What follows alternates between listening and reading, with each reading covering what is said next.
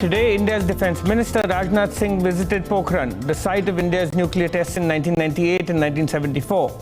To mark the first death anniversary of Atal Bihari Vajpayee, he was Prime Minister when the 1998 tests were conducted. Flanked by Army Chief General Bipin Rawat, here's what Rajnath Singh said. ये बात सच है कि जहाँ तक हमारी nuclear policy का सवाल है, उसमें नो फर्स्ट यूज कि आज तक हमारी पॉलिसी यही है. अब भविष्य में क्या होगा, ये सब परिस्थितियों पर निर्भर करता है. To make sense, if those words mark a shift in India's nuclear policy, Uday Bhaskar, Director of the Society for Policy Studies, Manoj, Joshi, Distinguished Fellow at ORF, and Strategic Affairs Expert Colonel Ajai, Shukla. Before getting into the merits of what those words could signal as a shift, I'm going to ask each of these leading experts of India's strategic affairs what they read from the minister's words. First, you, Commodore Uday Bhaskar. Well, I would say that given the event, which is the first death anniversary of Prime Minister Vajpayee, there was a certain political context, as also a certain relevance for the BJP as a party. If you read the statement, particularly what has appeared in English, along with the tweets that are now available on social media, my own reading is that, first of all, there is no change as far as India's nuclear posture is concerned, and the commitment to no first use. But what is interesting is the fact that there is an add-on to say that as far as the future is concerned, we would have to review the circumstances. Now, it's a cryptic statement. It lends itself to various kinds of interpretation. But again, there is a context that in Modi 1.0, when Mr. Manohar Parrikar was the defense minister, he also made a similar kind of reference and then quickly added that this was his personal opinion. Now, there are many views in India about the commitment to NFU. For me, as an analyst, I would say that we have a new defense minister in Mr. Rajnath Singh, and I think he is trying to convey that he is cognizant of the nuclear issue, and he has made reference to circumstances. In the event they change, India would perhaps review its own position. So I think that is the kind of subtext of what he has said. Mr. Joshi, how about you? What did you make of what he said? Well, first of all, I'd like to say that Rajnath Singh, as defense minister, is not a key player in nuclear policy. He's a member of the political council of the Nuclear Command Authority, but the chairman of that is the Prime Minister. And I think it's commonly understood that the nuclear button is really in the hands of the Prime Minister, number one. Number two, as far as the Executive Council goes, management of the nuclear capability, that's in the hands of the National Security Advisor. So I think, that Rajnath Singh was basically trying to establish some kind of a connect to something with which he is really not involved in, meaning the nuclear use, etc. He's one of the members of the political council, of which the Prime Minister is chairman, and only they can decide nuclear use. So if it's a policy statement, I think it would have normally come out of, let's say, the National Security Advisor, who is the chairman of who chairs the Executive Council, meaning the management of nuclear assets. That's one thing. Number two, there's nothing new in this. Shiv Shankar Menon, in his book Choices, has also referred to this, and he has discussed various options. And he said what the idea that the possibility that we may actually use nuclear weapons, no first use. That is, if we get to know that the adversary is preparing for a strike. Right. So there are situations in which no first use will not operate. So I think this is something which has been discussed, which is there in the policymakers are well aware of this. So I don't see that as being particularly unique. Okay, I'll get to the merits of a shift later. Colonel Shukla, your take on the wording of what he said. Well, while I agree with Manoj that the nuclear button is not in the hands of the defense minister and Rajnath Singh is not a key player in nuclear sort of conflict decision making, I would say that this is a very, very significant statement. And this is a well thought through statement, given the fact that Rajnath Singh not only said this verbally, but subsequently tweeted this in almost exactly the same words. So it was not a one-off sort of toss-off comment. It was a statement that was made in two different media by a key player in the national security decision making. So I think there was a signal being sent out. The signal that was sent out quite obviously is that India's nuclear doctrine is not unchanging and unquestioning of circumstances, but will change with circumstances. Now, there are two ways one can interpret this. The benign interpretation is that New Delhi is signaling to countries like China and Pakistan that if they change their nuclear doctrine, that the circumstances change, then India will follow suit as well. And the other interpretation is that India is trying to sort of walk between two different sort of directions, signaling on the one hand a commitment to no first use, but also sowing doubt in the minds of the adversaries whether India would actually adhere to it in a crisis or not. So, we'll have to see what the follow-up statements are and what the follow-up government positions or denials or clarifications that come out. But for now, this is it. All right.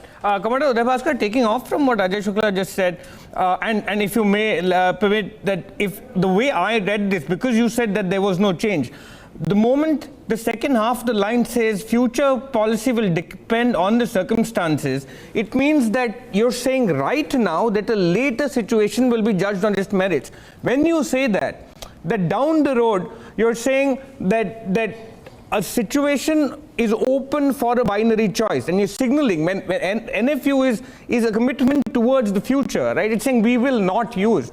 That when you say now the words that there is a binary choice that could be open and would be decided down the road, you are already in the current junking no first use. Is that a fair reading?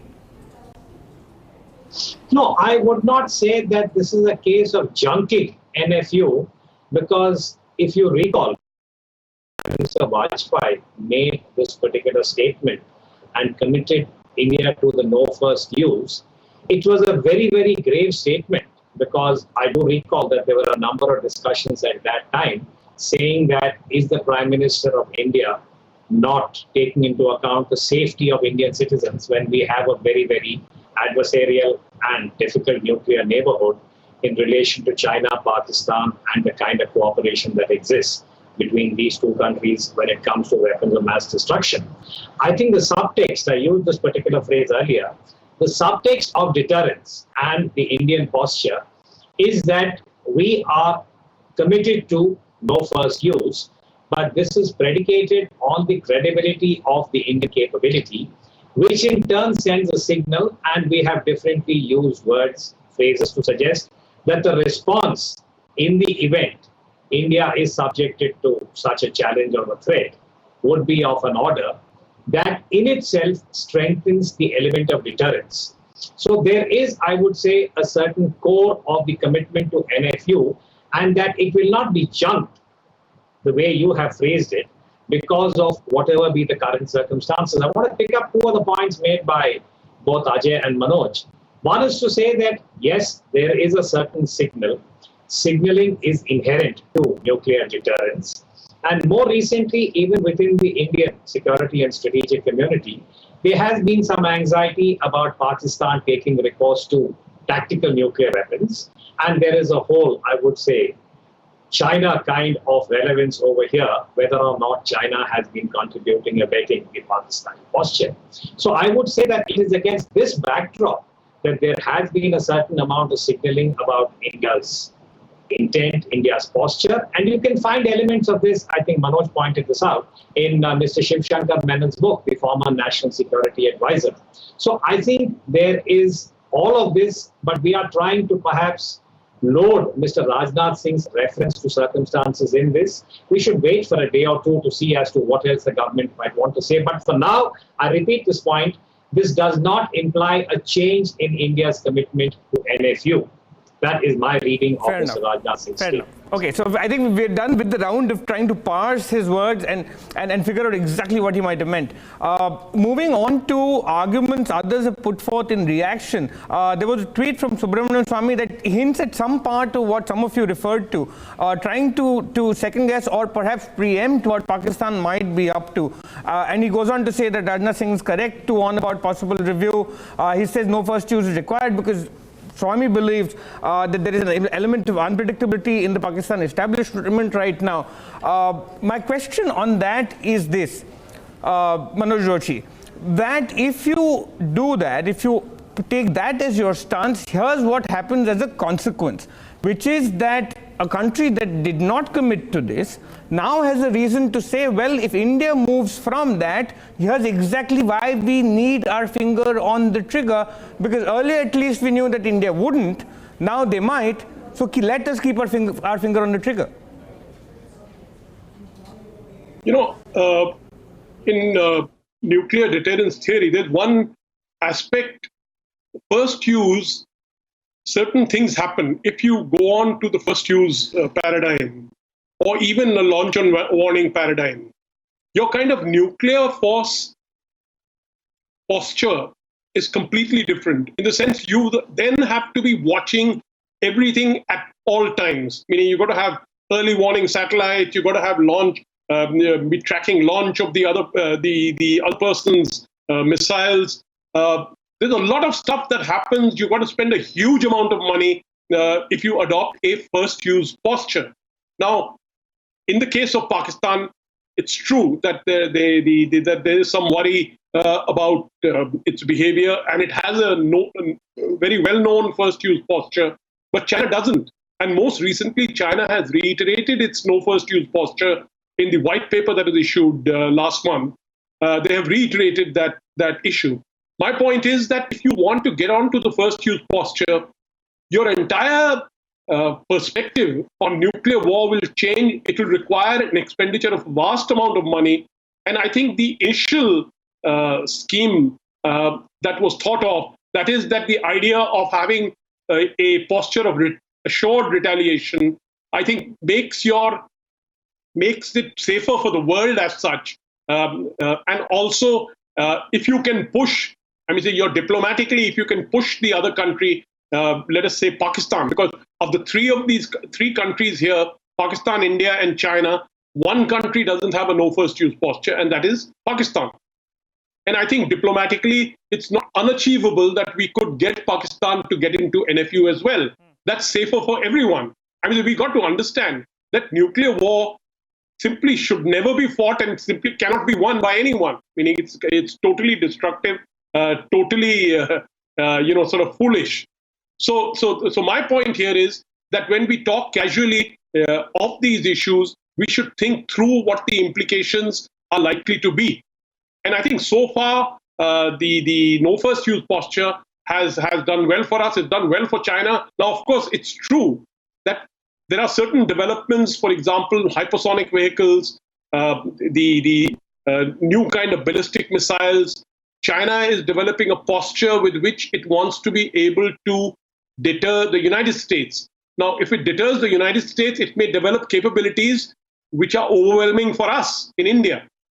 So we may have to relook at certain things. All I can say is that the last time Prime Minister Modi looked at it, and that is just before the election, 2014 election in April, he made a statement. He said, no first use was a great initiative of Atal Bihari Vajpayee. There is no compromise on that. We are very clear. No first use is a reflection of our cultural inheritance.